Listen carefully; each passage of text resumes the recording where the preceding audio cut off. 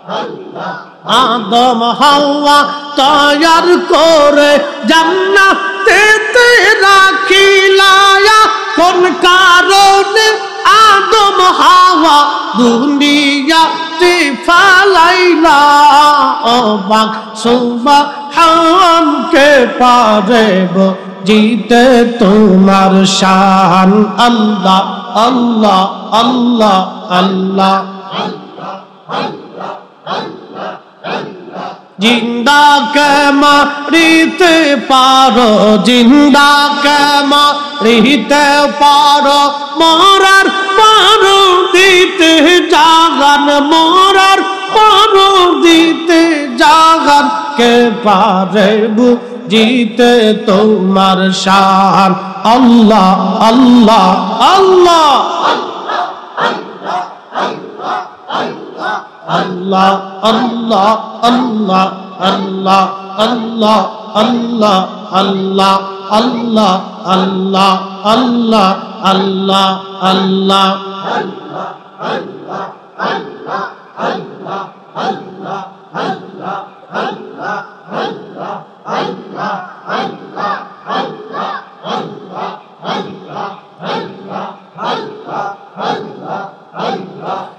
লা